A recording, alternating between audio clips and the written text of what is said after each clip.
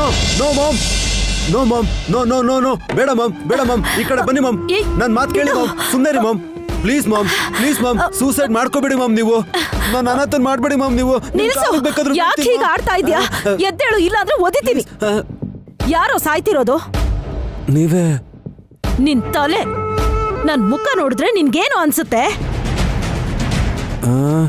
ನೀವೇ 10 ಜನನ ಸಾಯಿಸೋ ತರ ಇದ್ದೀರಾ ಹಾಗಿದ್ಮೇಲೆ ಆತ್ಮಹತ್ಯೆ ನಾನ್ ಯಾಕೋ ಮಾಡ್ಕೋತೀನಿ ಮತ್ತೆ ರಿವಾಲ್ವರ್ ಯಾಕೆ ಹಣೆಗೆ ಇಟ್ಕೊಂಡಿದ್ರಿ ಆ ನಯನಿ ಎಲ್ರ ಮುಂದೆ ಇನ್ಸ್ಪೆಕ್ಟರ್ ರಿವಾಲ್ವರ್ ತಗೊಂಡು ಒಂದೇ ಒಂದು ಇಂಚಷ್ಟು ಗ್ಯಾಪ್ ಕೊಡದೆ ನನ್ ಹಣೆಗೆ ಗುರಿ ಇಟ್ಲು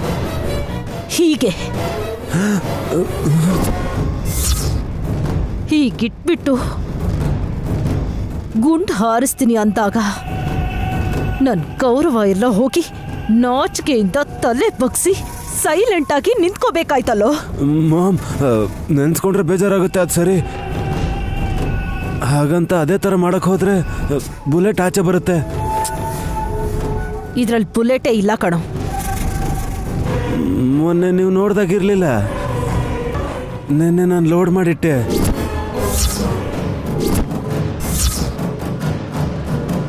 ಮಾಮ್ ಯಾಕೆ ಸ್ಟ್ಯಾಚು ಆಗ್ಬಿಟ್ರಲ್ಲ ಅಯ್ಯೋ ಮಾಮ್ ಯಾಕೆ ಮಾಮ್ ರಾಸ್ಕಲ್ ನನಗೆ ಹೇಳ್ಬೇಕೋ ಬೇಡವೋ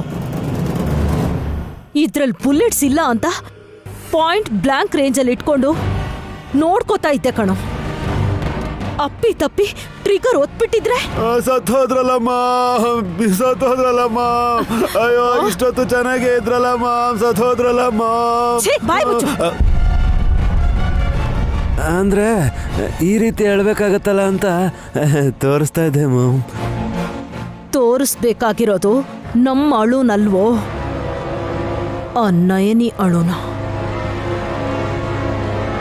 ಗಂಡ ಹಾಗಾಗಿರೋದಕ್ಕೆ ಅವಳು ಸ್ವಲ್ಪನೂ ಕುಗ್ಗದೆ ಮೊಂಡು ಧೈರ್ಯದಿಂದ ವಿಶಾಲನ್ನ ಮನೆಗೆ ಕರ್ಕೊಂಡು ಬಂದಿದ್ದಾಳೆ ಅಂದ್ರೆ ಮತ್ತೆ ಅವನನ್ನ ಮೊದ್ಲಿನ ಥರ ಮಾಡ್ತೀನಿ ಅನ್ನೋ ನಂಬಿಕೆ ಅವಳಿಗಿದೆ ಅಂತಾಯ್ತು ಇರ್ಲಿ ಬಿಡಿ ಮಾಮ್ ಸ್ಟ್ರೆಂತ್ ಕಳ್ಕೊಂಡಿರೋ ಬಾಡಿಲಿದ್ದಾನೆ ವಿಶಾಲ್ ಅವನ ಹೀಗೆ ಟಚ್ ಮಾಡಿದ್ರೆ ಬಿದೋಗ್ತಾನೆ ಮಾಮ್ ಅರ್ಧ ಸತ್ವದಾಗೇನೆ ಮಿಕ್ಕಿರೋ ಅರ್ಧನೂ ಮುಗ್ಸೋಣ ಅಂದ್ರೆ ನನ್ನ ತಲೆಗೇನು ಐಡಿಯಾ ಬರ್ತಾನೆ ಇಲ್ಲ ನೀವೇ ಹೇಳಿ ನಾನದು ನೋಡ್ಕೋತೀನಿ ಈಗೇನು ಮಾಡಕ್ಕಾಗಲ್ಲ ನಮ್ಮ ಮೇಲೆ ಎಲ್ರಿಗೂ ಅನುಮಾನ ಬರೋ ಹಾಗೆ ಮಾಡಿ ರಿವಾಲ್ವರಿಂದ ಗುರಿ ಇಟ್ಟ ನಯನಿ ಮೇಲೆ ನಾವು ಗುರಿ ಇಟ್ರೆ ಸಿಕ್ಕಾಕೊಂಡ್ಬಿಡ್ತೀವಿ ಮನೆ ಅಂದಮೇಲೆ ಇಂಥ ಚಿಕ್ಕ ಪುಟ್ಟ ಜಗಳಗಳು ಕಾಮನ್ನೇ ಅನ್ನೋ ಹಾಗೆ ಸೈಲೆಂಟ್ ಆಗಿದ್ದು ಅವಳನ್ನ ವಿಶಾಲ್ನ ದೂರ ಮಾಡಬೇಕು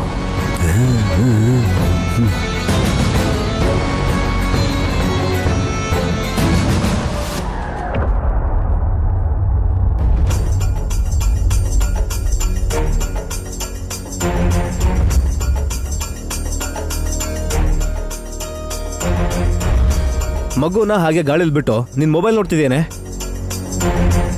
ಗಾಳಿಗೆಲ್ ಬಿಟ್ಟಿದ್ದೀನಿ ತೊಟ್ಲಲ್ಲಿ ಹಾಕಿದ್ದೀನಲ್ಲ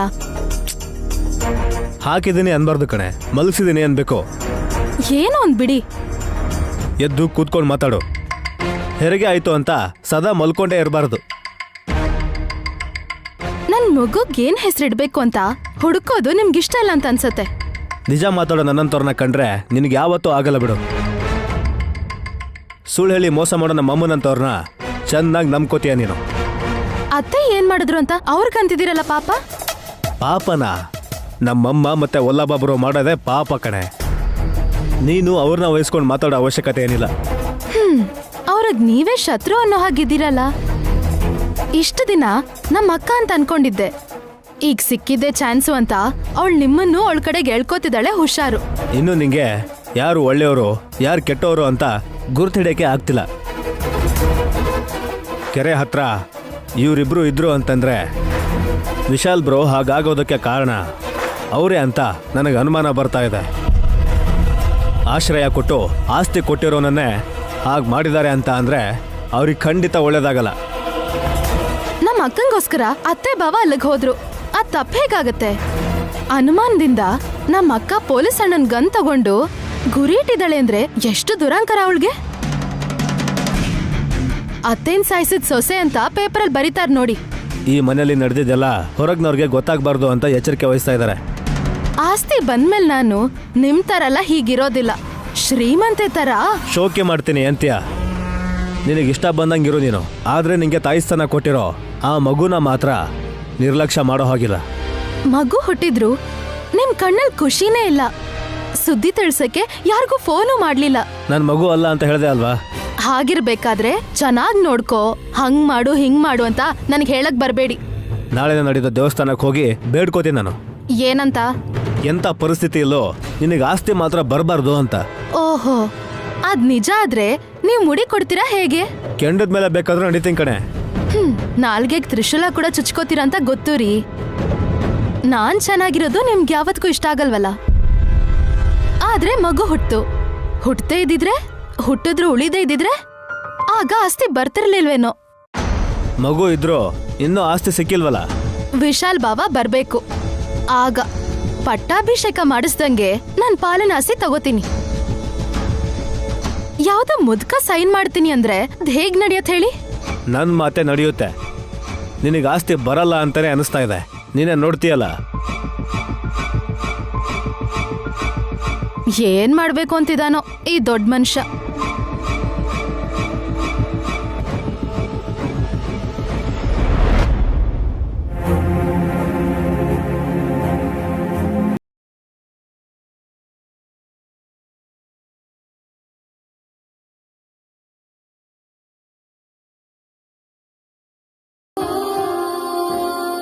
ಅಮ್ಮೋರೆ, ಯಜಮಾನ್ರೆ ನಿಮ್ಗೇನು ಆಗಲ್ಲ, ಧೈರ್ಯವಾಗಿರಿ ಅಂತ ಹೇಳ್ತಿದ್ದೀನಿ ಹೊರತು ಅವ್ರಿಗಿನ್ನೇನಾಗುತ್ತೋ ಅಂತ ಒಳಗೊಳಗೆ ತುಂಬ ಭಯ ಆಗ್ತಿದೆ ಅಮ್ಮವ್ರೆ. ನಾನು ಯಾವಾಗಲೂ ಯಜಮಾನ್ರಿಗೆ ಕಾವಲಾಗೆ ಇದ್ದೀನಿ ಅಮ್ಮವ್ರೆ.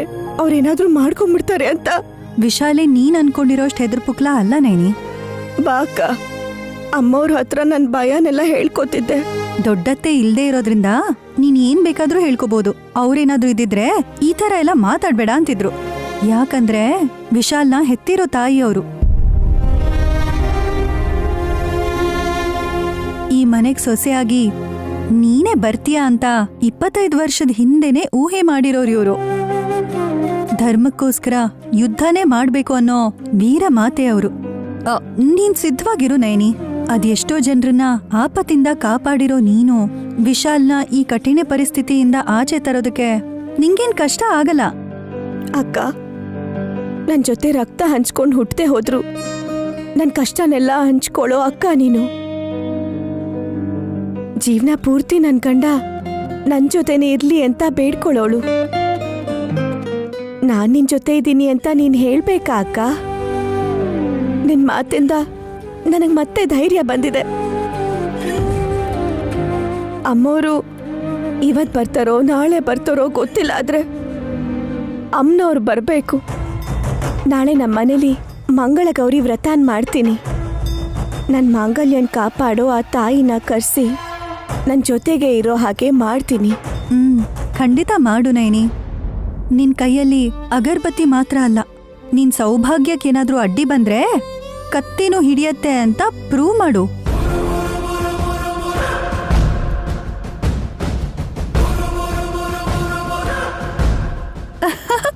ನೋಡಿದ್ಯಾ ನೈನಿ, ದೊಡ್ಡತ್ತೆ ಕೂಡ ನೀನ್ ಹಾಗೆ ಇರ್ಬೇಕು ಅನ್ನೋ ಹಾಗೆ ಫೋಟೋ ಅಲ್ಲಾಡೋ ಹಾಗೆ ಮಾಡಿದ್ರು ನೈನಿ. ಅಮ್ಮೋರೆ, ನಿಮ್ಮ ಮಗನ ನನ್ನ ಮಗನ ಥರ ನೋಡ್ಕೋತಿದ್ದೀನಿ. ಏನಾದರೂ ಸರಿ, ಅವರು ನಾನು ಚೆನ್ನಾಗಿ ನೋಡ್ಕೋತೀನಿ. ಶಾಪ ವಿಮೋಚನೆ ಆಗೋ ದಿನಕ್ಕೋಸ್ಕರ ಮುಂದೆ ಹೆಜ್ಜೆ ಇಡಕ್ಕೆ ಮಂಗಳ ಗೌರಿ ವ್ರತ ಮಾಡೋದ್ರಿಂದ ನಾನು ನಾಂದಿ ಹಾಡ್ತೀನಿ. ಅದು ನೈನಿ ಅಂದ್ರೆ. ನಾನು ಹೇಳ್ತಿದ್ದೀನಲ್ವಾ ನೈನಿ, ಇನ್ 1 ವಾರದಲ್ಲಿ ವಿಶಾಲ್ ಮೊದ್ಲಿನ ಥರ ಆಗ್ಲಿಲ್ಲ ಅಂದ್ರೆ ನನ್ನ ಹೆಸರು ಬದಲಾಯಿಸ್ಬಿಡ್ತೀನಿ.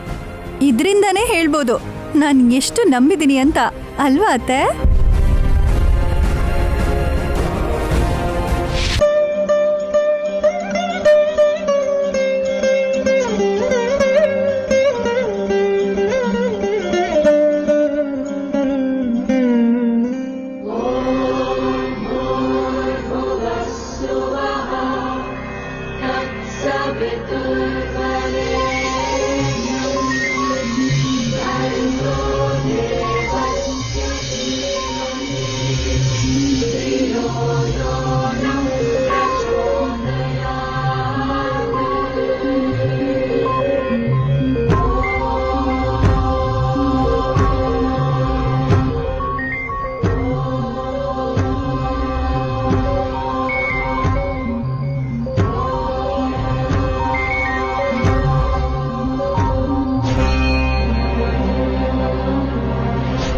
ಸುಮ್ಮಿಗೆ ಆಸ್ತಿ ಸಿಗ್ಬೇಕು ಅಂತ ತನ್ನ ಜೀವನದಲ್ಲಿ ಲಕ್ಷ್ಮೀದೇವಿ ಬರ್ಬೇಕು ಅಂತ ಅನ್ಕೊಂಡ್ಲು. ಹೇಗೂ ಮುದ್ದಾದ ಮಗುನ ಹೆತ್ತಿದಳಲ್ಲ, ನಾಳೆನೋ ನಾಡಿದ್ದು ಆಸ್ತಿ ಬರತ್ತೆ. ಆದ್ರೆ ಅವಳಿಗೆ ಲಕ್ಷ್ಮಿ ಹುಟ್ಟಿದಳೆ ಅನ್ನೋ ಕಾರಣಕ್ಕೆ ಮಂಗಳಗೌರಿ ಜೊತೆ ಲಕ್ಷ್ಮೀದೇವಿನೂ ಕೂಡ ಇಲ್ಲಿ ನಾವು ಕೂರ್ಸಿದೀವಿ.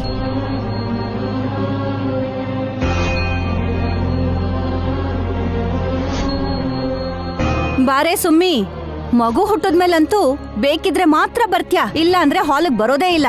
ಲಾಲನೆ ಪಾಲನೆಲ್ಲ ಮಾಡ್ಬೇಕಲ್ಲ ಚಿಕ್ಕಿ.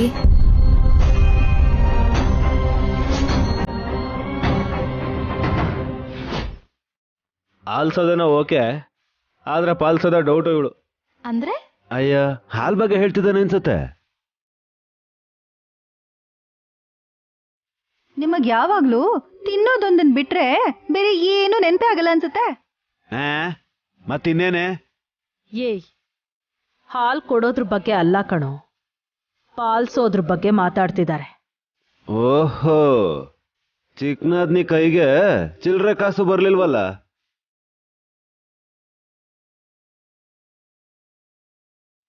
ಹಾಗಿರೋವಾಗ ಅರ್ಧ ಕಪ್ ಹಾಲ್ ತಗೊಳ್ಳೋದು ಕಷ್ಟನೇ.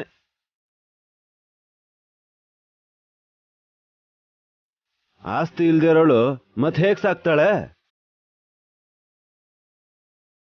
ವಿಷಾದವಾಗಿ ಇರುವಂತ ಅವಶ್ಯಕತೆ ಇಲ್ಲ ವಲ್ಲಭ. ಶ್ರೀಮಂಗಳಗೌರಿ ವ್ರತವನ್ನ ಮಾಡ್ತಾ ಇದ್ರಿ ಅಲ್ವಾ, ಎಲ್ಲವೂ ಶುಭವೇ ಆಗತ್ತೆ.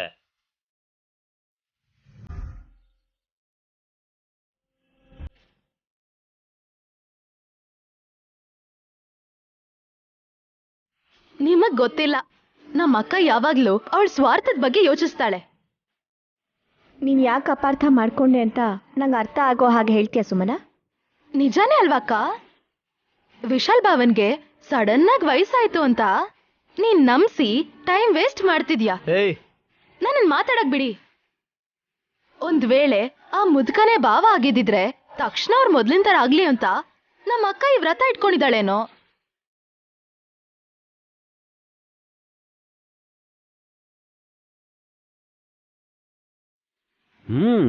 ಅದ್ ಗೊತ್ತಿಲ್ದೆ ಅವ್ರೇ ನಮಗೂ ಒಳ್ಳೇದಾಗುತ್ತೆ ಅಂತ ಪೂಜೆಗೆ ಸಹಾಯ ಮಾಡ್ತಾ ಇದ್ದಾರೆ. ಗುರುಗಳು ಬಂದ್ರು. ಶುಭ ಗಳಿಗೆಗೆ ಮನೆಗೆ ಬಂದ್ರು ಗುರುಗಳು. ಸರ್ವಮಂಗಳ ಗೌರಿದೇವಿ ಅಮ್ಮನವ್ರನ್ನ ದರ್ಶನ ಮಾಡುವಂತಹ ಭಾಗ್ಯ ಕಲ್ಪಿಸಿದ್ದಕ್ಕೆ ಆನಂದವಾಗಿದೆ.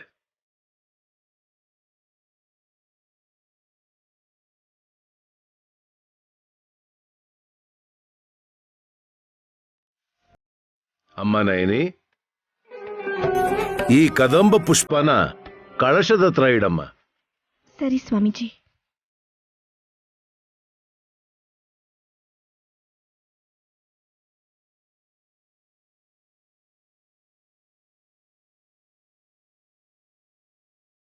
ಅಯ್ಯ, ಇಷ್ಟು ದಿನ ಇದನ್ನ ವಿಚಿತ್ರ ಹೂ ಅನ್ಕೊಂಡಿದ್ದೆ ಗುರುಗಳೇ.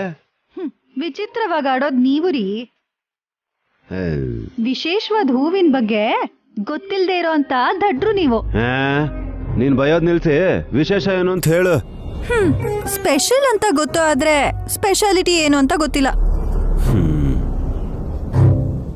ಇದನ್ನ ರುದ್ರಾಕ್ಷಾಂಬ ಪುಷ್ಪ ಅಂತಾನೂ ಹೇಳ್ತಾರಕ್ಕ. ಇದ್ರ ಪ್ರತೀಕ ಏನಂದ್ರೆ ಇದ್ರ ಗಿಡ ಯಾವತ್ತಿಗೂ ಬಾಡಲ್ಲ, ಯಾವಾಗ್ಲೂ ಹಸಿರಾಗೇ ಇರುತ್ತೆ.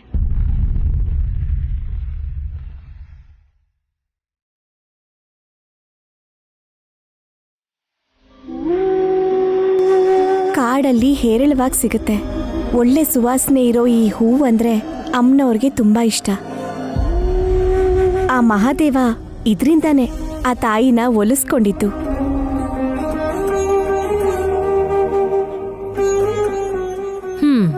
ದೇವ್ರಿಗೇನ್ ನಯನಿ, ಎಷ್ಟೋ ಯುಗಗಳು ಕಳೆದ್ರೆ ಒಂದು ದಿನ ಆಗತ್ತಂತೆ. ನಿನಗ ಹಾಗಲ್ವಲ್ಲ? ನೈನಿಗೆ ಏನಾಯ್ತು ಅಂತ ಅತ್ಗೆ? ಮರ್ತಿರೋ ತರ ಏನ್ ಕೇಳ್ತಿದ್ಯಾ ದುರಂದರ? ಗಂಡ ಶಾಪಗ್ರಸ್ತನಾಗಿರೋದಿಕ್ಕೆ ನಯನಿ ವಯಸ್ಸು ಹಾಗೆ ಕಳೆದು ಹೋಗುತ್ತಲ್ಲ ಅನ್ನೋ ಬೇಜಾರಿರಲ್ವಾ? ಇರಲ್ಲ ಅತ್ತೆ.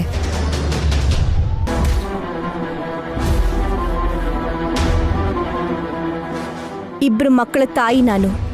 ನನ್ ಗಂಡನ್ ಕೂಡ ಮಗು ಥರಾನೇ ನೋಡ್ಕೋತೀನಿ ಹೊರತು ನೀವ್ ನೋಡೋ ಅಂತ ದೃಷ್ಟಿ ನನಗ್ ಬರಲ್ಲ.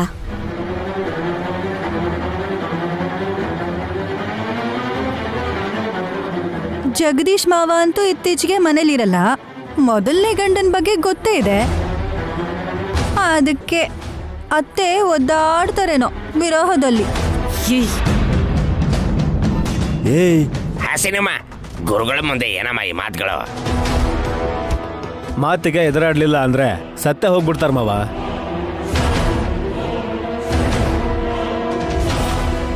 ಮಾಮ್, ಇವನೇ ನಮ್ಗೆ ಮೊದಲನೇ ಶತ್ರು ತರ ಆಡ್ತಿದ್ದಾನೆ.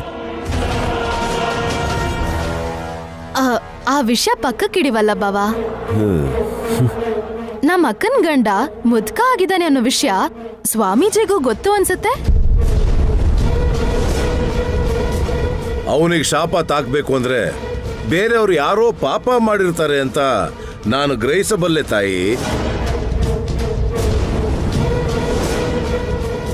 ಡಮ್ಮೋ ಡಮ್ಮ, ವಿಧಿ ಪ್ರಕಾರನೇ ಎಲ್ಲ ನಡ್ಕೊಂಡು ಹೋಗ್ಬೇಕು ಅಂತ ಗುರುಗಳು ಈಗ ಬಂದಿದ್ದಾರೆ. ಆದ್ರೆ ಇಲ್ಲ ಅಂದಿದ್ರೆ ಮುಂಚೆನೆ ಬಂದು ಮೂರ್ಖರನ್ನ ಎಚ್ಚರಿಸ್ತಾ ಇದ್ರು. ಏಯ್, ಮೂರ್ಖರು ಅಂತ ಯಾರಿಗೆ ಹೇಳ್ತಿದ್ಯಾ? ಸಿಟ್ಟು ಮಾಡ್ಕೋಬೇಡ ವಲ್ಲಭ. ವಿಷಯವನ್ನ ಸೂಕ್ಷ್ಮವಾಗಿ ನಿನ್ನ ಮಾತೆ ಗುರುತಿಸಬಹುದು.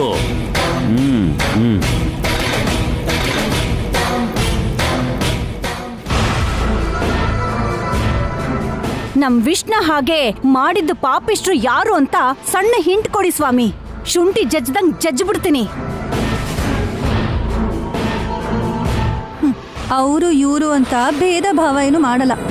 ಕೊನೆಗೆ ನನ್ನ ಗಂಡ ಆದ್ರೂ ಒಂದೇ ಶಿಕ್ಷೆ, ಅತ್ತೆ ಆದ್ರೂ ಸರಿ ಅದೇ ಶಿಕ್ಷೆನೆ. ಏಯ್, ನಾವೇ ಮಾಡಿರೋ ತರ ಹೇಳ್ತಿದ್ಯಲ್ಲ. ಎಕ್ಸಾಂಪಲ್ ಹೇಳ್ತಿದ್ದೀನತ್ತೆ, ಎಕ್ಸಾಂಪಲ್. ಮಾಮ್, ಈ ನೈನಿ ರಿವಾಲ್ವರ್ ನಿಮ್ ಹಣೆಗಿಟ್ಟು ಮುತ್ಕುನ್ನ ವಿಶಾಲ ಅಂತ ಒಪ್ಕೊಳ್ಳಿ ಅಂತ ಹೇಳಿದ್ಲಲ್ಲ. ಆ ಕೆರೆ ಹತ್ರ ನಾವು ಹೋಗಿದ್ದಕ್ಕೆ ಇಂಡೈರೆಕ್ಟ್ ಆಗಿ ಅನುಮಾನ ಪಡ್ತಾ ಇದ್ದಾಳೆ ಇವಳು. ಅವನ್ನ ಬೆಳೆಸಿ ದೊಡ್ಡವನನ್ನಾಗಿ ಮಾಡಿದ್ದೀನಿ. ವಿಶಾಲ್ನ ನಾನು ಮಗ ಅಲ್ಲ, ಅದಕ್ಕಿಂತ ಹೆಚ್ಚಾಗಿ ನೋಡ್ಕೊಂಡಿದ್ದೀನಿ. ಮದುವೆ ಆದ್ಮೇಲೆ ಮಕ್ಕಳು ಬದಲಾಗ್ತಾರೆ ಅನ್ನೋದು ಇದಕ್ಕೇನೋ.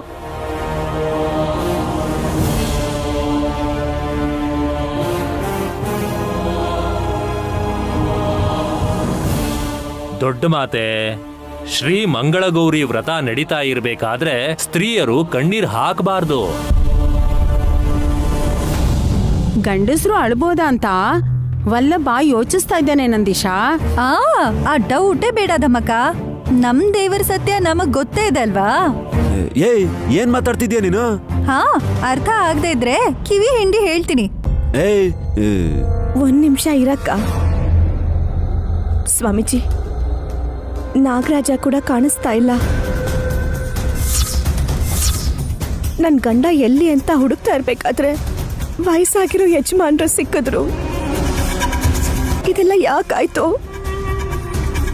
ಇದ್ರ ವಿಮೋಚನೆ ಏನು ಅಂತ ಹೇಳಿ ಸ್ವಾಮೀಜಿ. ಎಲ್ಲದಕ್ಕೂ ಮೂಲ ಕಾರಣ ನಿನ್ನ ತಂಗಿ ಸುಮನ ಹೆರಿಗೆನೆ ಕಾಣಮ್ಮ.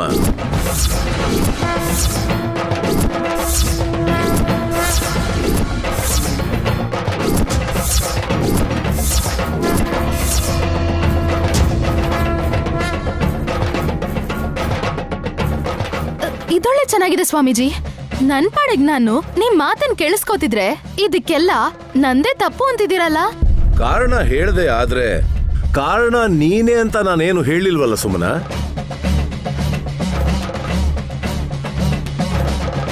ಗುರುಗಳೇ, ಹೆಣ್ಮಗು ಹುಡ್ತು. ಗೊತ್ತು.